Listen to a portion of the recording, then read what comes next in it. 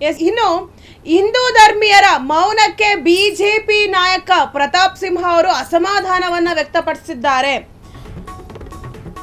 ಯಾರು ಹಿಂದೂ ಧರ್ಮೀಯರಿದ್ದೀರಾ ಅವರ ಮೌನಕ್ಕೆ ಪ್ರತಾಪ್ ಸಿಂಹ ಅವರು ಅಸಮಾಧಾನವನ್ನ ವ್ಯಕ್ತಪಡಿಸಿದ್ದಾರೆ.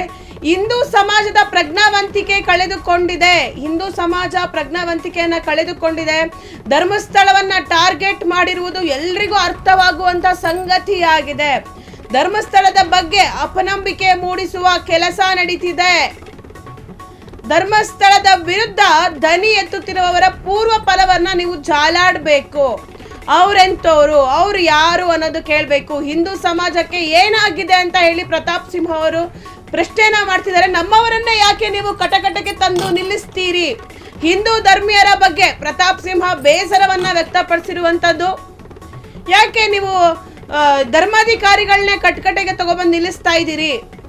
ಏನಕ್ಕೆ? ಹಿಂದೂ ಸಮಾಜ ಪ್ರಜ್ಞಾವಂತಿಕೆನ ಕಳೆದುಕೊಂಡಿದ್ಯಾ?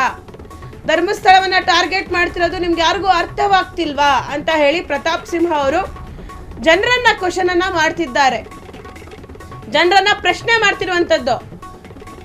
ನಿಮ್ಗೆ ಕಾಣಿಸ್ತಿಲ್ವಾ, ಗೊತ್ತಾಗ್ತಿಲ್ವಾ ಧರ್ಮಸ್ಥಳವನ್ನ ನೇರವಾಗಿ ಟಾರ್ಗೆಟ್ ಮಾಡ್ತಿರುವಂತದ್ದು? ನೀವೆಲ್ಲ ಯಾಕೆ ಮೌನವಾಗಿ ಕೂತಿದ್ದೀರಾ? ಮಾತಾಡಿ ಅಂತ ಹೇಳಿ ಪ್ರತಾಪ್ ಸಿಂಹ ಅವರು ಕೇಳ್ತಿದ್ದಾರೆ ಹಿಂದೂ ಸಮಾಜಕ್ಕೆ. ಮತ್ತೆ ಯಾಕೆ ಧರ್ಮಾಧಿಕಾರಿಗಳನ್ನೇ ಕಟ್ಟುಕಟ್ಟೆಗೆ ತಗೊಬಂದು ನಿಲ್ಲಿಸ್ಬೇಕು? ಆರೋಪಿ ಕೂಡ ಫಿಕ್ಸ್ ಆಗಿದ್ದಾರೆ.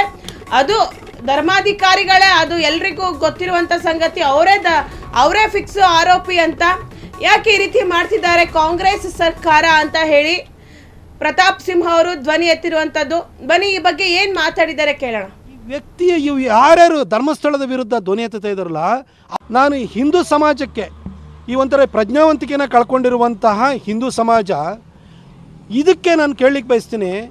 ಈ ಆರೋಪ ಮಾಡ್ತಿದ್ದಾರಲ್ಲ ಅವರ ಪೂರ್ವಾಪರಗಳನ್ನು ಒಂದು ಸರಿ ನೋಡಿ. ಸೌಜನ್ಯ ಪ್ರಕರಣಕ್ಕೆ ನ್ಯಾಯ ಕೊಡಿಸೋದು ಒಂದು ಸೈಡು. ಈಗ ಧರ್ಮಸ್ಥಳವನ್ನು ಟಾರ್ಗೆಟ್ ಮಾಡಿಕೊಂಡು ನಡೀತಾ ಇರುವಂಥ ಪ್ರಚಾರಾಂದೋಲನವನ್ನು ಪ್ರತ್ಯೇಕವಾಗಿ ನೋಡಿ. ಅಲ್ಲಿ ನಮ್ಮ ನಂಬಿಕೆಗೆ ಹೊಡೆಯುವಂತಹ ಧರ್ಮಸ್ಥಳ ಶ್ರೀ ಕ್ಷೇತ್ರದ ಬಗ್ಗೆ ಅಪನಂಬಿಕೆ ಬರೆಸುವಂತಹ, ಅಲ್ಲೋಗಿ ಗುದ್ಲಿ ಹಾಕ್ತೀವಿ, ಹಾರೆ ಹಾಕ್ತೀವಿ, ಒಡೆದು ಹಾಕ್ತೀವಿ ಅಂತ ಹೇಳ್ತಿದ್ದಾರಲ್ಲ, ಇವರು ಮಾಡ್ತಾ ಇರೋರು? ಈ ಅಡ್ವೊಕೇಟ್ ಯಾರು? 2008ರಲ್ಲಿ ಬೆಂಗಳೂರಿನಲ್ಲಿ ಸರಣಿ ಬಾಂಬ್ ಬ್ಲಾಸ್ಟ್ ಆಯಿತು. ಆರೋಪಿಗಳ ಪರವಾಗಿ, ಆ ಪುಂಡ ಮುಸಲ್ಮಾನರ ಪರವಾಗಿ ವಕಾಲತ್ತು ವಹಿಸಿದವನು ಯಾರು? ಇದೇ ಅಡ್ವೊಕೇಟು. ಮಲ್ಲೇಶ್ವರಂ BJP ಆಫೀಸ್ ಮೇಲೆ ದಾಳಿ ಆಯಿತು. ಅದರ ಆರೋಪಿಗಳ ಪರವಾಗಿ ವಕಾಲತ್ತು ವಹಿಸಿದವರು ಯಾರು? ಇದೇ ವ್ಯಕ್ತಿ. ರುದ್ರೇಶ್ ಮರ್ಡರ್ ಕೇಸ್ ಆಯಿತು. ಆ ಮರ್ಡರ್ ಮಾಡಿದಂಥವ್ರ ಪರವಾಗಿ ವಕಾಲತ್ತು ವಹಿಸಿರೋ ವ್ಯಕ್ತಿ ಯಾರು? ಇದೇ ಅಡ್ವೊಕೇಟು. ಹಾಗೆ DJ ಹಳ್ಳಿ KJ ಹಳ್ಳಿ ಪ್ರಕರಣದಲ್ಲಿ ಅಖಂಡ ಶ್ರೀನಿವಾಸ ಮೂರ್ತಿಯವರ ಮನೆ ಮೇಲೆ ದಾಳಿ ಆಯಿತು, ದೊಂಬಿ ಆಯಿತು, ಪೊಲೀಸರ ಮೇಲೆ ದಾಳಿ ಆಯಿತು.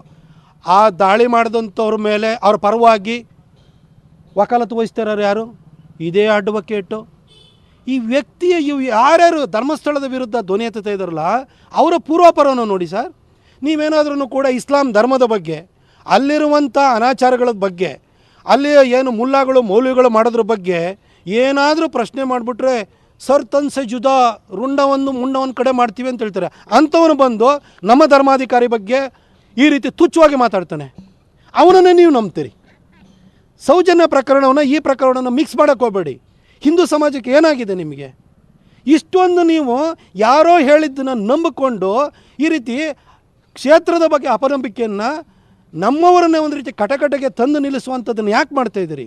ನಾನು ಹಿಂದೂ ಸಮಾಜಕ್ಕೆ ಈ ಒಂಥರ ಪ್ರಜ್ಞಾವಂತಿಕೆನ ಕಳ್ಕೊಂಡಿರುವಂತಹ ಹಿಂದೂ ಸಮಾಜ, ಇದಕ್ಕೆ ನಾನು ಕೇಳಲಿಕ್ಕೆ ಬಯಸ್ತೀನಿ. ಈ ಆರೋಪ ಮಾಡ್ತಿದ್ದಾರಲ್ಲ ಅವರ ಪೂರ್ವಾಪರಗಳನ್ನು ಒಂದು ಸರಿ ನೋಡಿ. ಸೌಜನ್ಯ ಪ್ರಕರಣಕ್ಕೆ ನ್ಯಾಯ ಕೊಡಿಸೋದು ಒಂದು ಸೈಡು.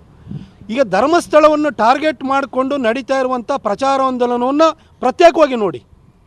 ಅಲ್ಲಿ ನಮ್ಮ ನಂಬಿಕೆಗೆ ಹೊಡೆಯುವಂತಹ ಧರ್ಮಸ್ಥಳ ಶ್ರೀ ಕ್ಷೇತ್ರದ ಬಗ್ಗೆ ಅಪನಂಬಿಕೆ. ಕ್ಷಣ ಕ್ಷಣದ ಸುದ್ದಿಗಳಿಗಾಗಿ ಫ್ರೀಡಂ ಟಿವಿ ಸಬ್ಸ್ಕ್ರೈಬ್ ಮಾಡಿ, ಲೈಕ್ ಮಾಡಿ ಹಾಗೂ ಫಾಲೋ ಮಾಡಿ. ಹೊಸ ಸುದ್ದಿಗಳ ನೋಟಿಫಿಕೇಶನ್ಗಾಗಿ ಬೆಲ್ ಐಕಾನ್ ಮೇಲೆ ಕ್ಲಿಕ್ ಮಾಡಿ.